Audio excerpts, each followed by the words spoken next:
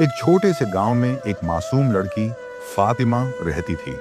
उसकी उम्र सिर्फ 10 साल थी, मगर उसने बचपन की खुशियों से ज्यादा दुनिया के गम झेले थे। कुछ साल पहले उसकी मां का निधन हो गया था और उसका दिल इस नुकसान से चकनाचूर हो चुका था। फिर एक दिन उसके पिता शफीक अहमद ने दूसरी शादी करने का फैसला किया। शाजिया नाम की एक औरत उनकी जिंदगी में आई और फातिमा के लिए यह बदलाव एक दर्दनाक हकीकत साबित हुआ।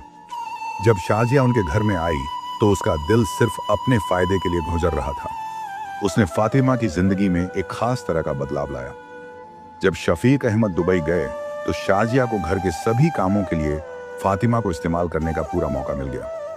वह न सिर्फ उसकी मेहनत का फायदा उठाती बल्कि उससे बात करने तक की इजाजत भी नहीं देती थी। फातिमा की जिंदगी अब एक बंदर की तरह बन चुकी थी जिसे शफीक अहमद मोहब्बत से पालते थे, और उसका एकमात्र साथी वही बंदर था जिसका नाम चांदू था। फातिमा हर दिन इन कामों में गुजरने लगी और उसका दिल टूटने लगा था। वह अपने पिता की मोहब्बत की कमी महसूस करती थी, मगर शाजिया ने उससे इतनी दूरी पैदा कर दी थी कि वह कभी अपने पिता से बात नहीं कर पाती थी। इन सब बातों के बावजूद फातिमा का दिल अच्छा था और उसके दिल में अभी तक उम्मीद का एक छोटा सा दिया जलता था।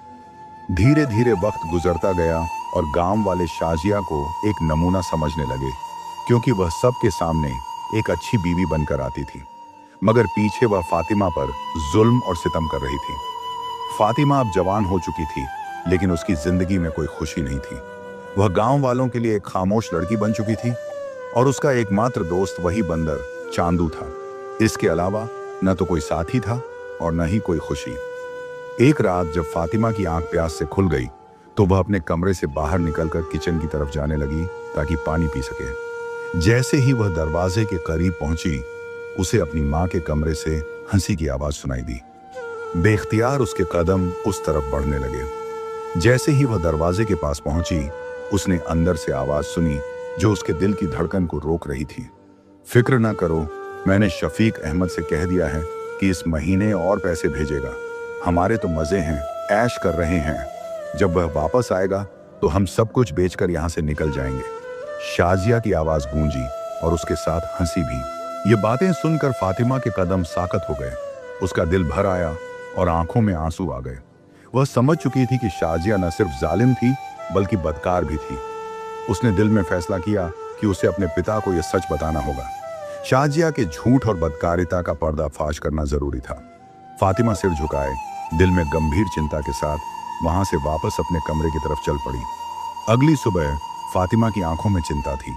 वह सामान्य रूप से घर के कामों में लगी हुई थी, लेकिन उसका चेहरा बता रहा था कि कुछ गड़बड़ है। शाजिया ने उसे द्वेष और जांच से देखा और फिर कहा, मुझे किसी काम से जाना है, जल्दी आ जाऊंगी। घर के काम खत्म करके खाना तैयार कर लेना।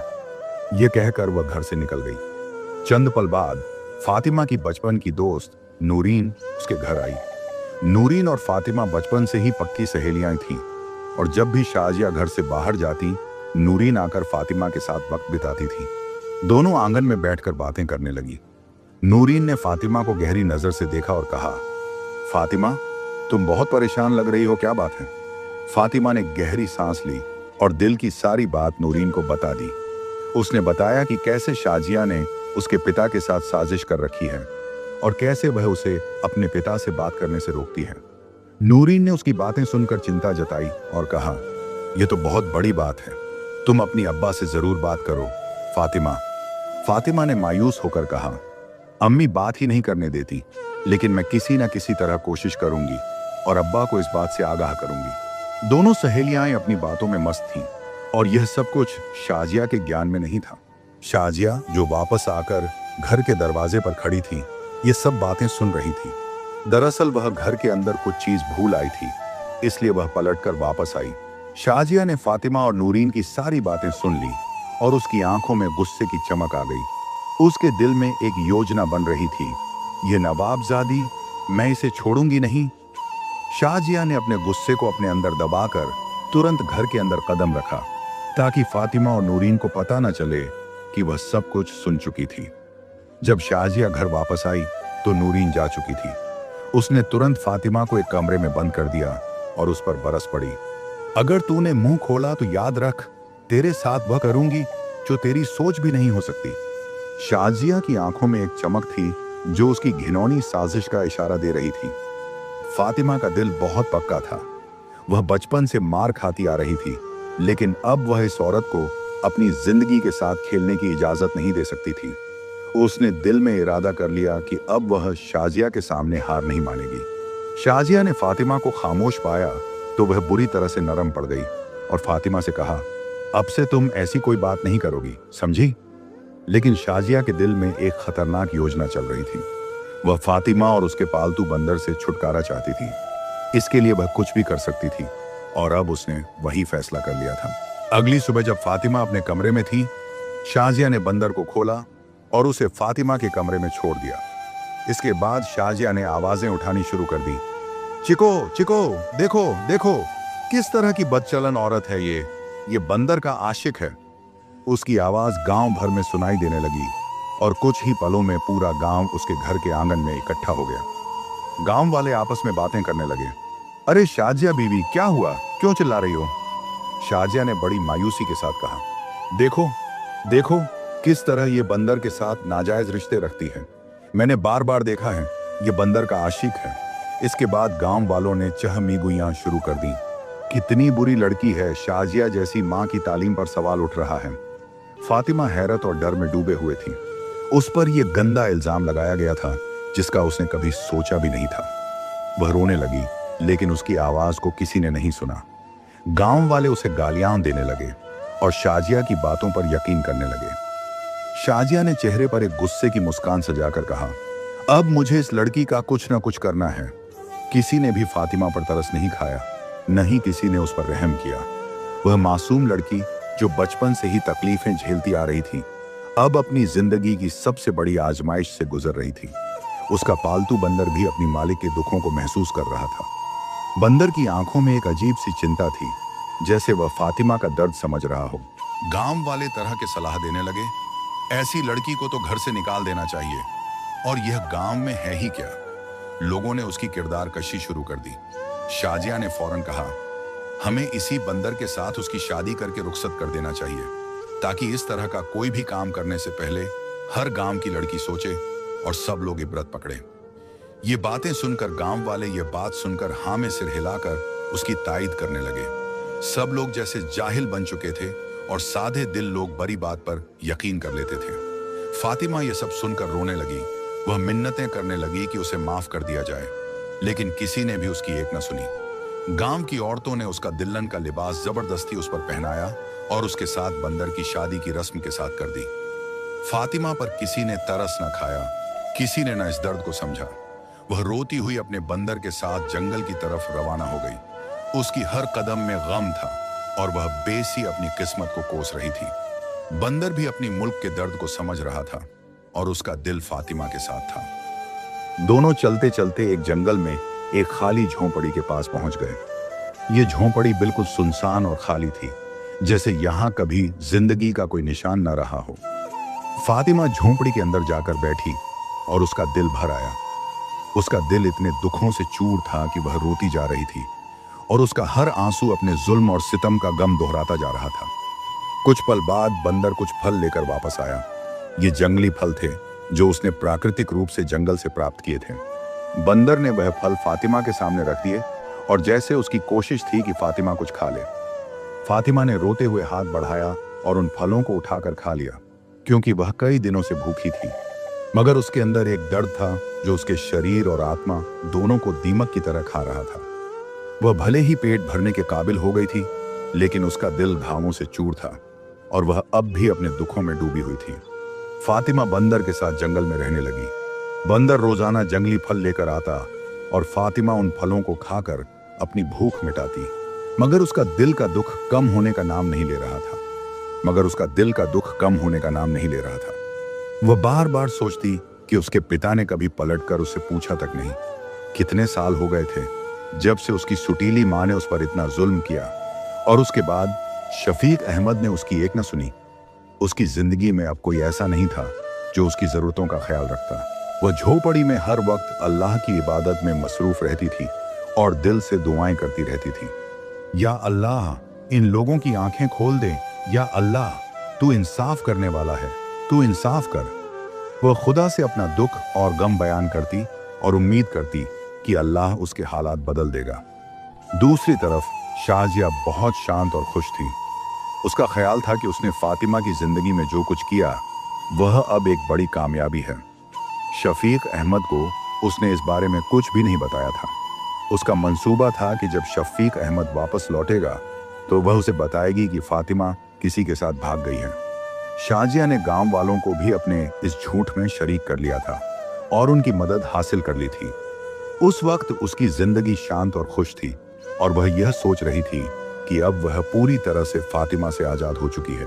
मगर शाजिया यह नहीं जानती थी कि अल्लाह की पकड़ बहुत ही अलग होती है। वह समझ रही थी कि उसने अपनी कामयाबी हासिल कर ली है, मगर अल्लाह के रास्ते का कोई भी हिसाब नहीं होता। अल्लाह अगर किसी को डील देता है तो उसका हिसाब वह वक्त आने पर जरूर करता है, और जब पकड़ता है तो लोग उसके हालातों से इबरत लेते हैं। एक दिन अचानक रफीक अहमद बिना बताए गांव वापस लौट आए। सब लोग उन्हें देखकर हैरान रह गए। वह बिना सूचना के वापस आ गए थे और उनकी वापसी ने शाजिया को चौंका दिया था।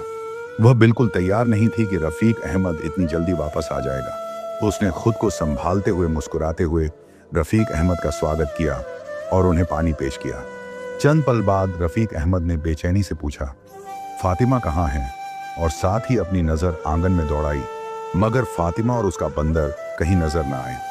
यह सुनकर शाजिया का माथा पसीने से तर हो गया और उसने फौरन जवाब दिया, फातिमा तो कुछ दिन पहले ही अपने किसी आशिक के साथ यहाँ से भाग गई है।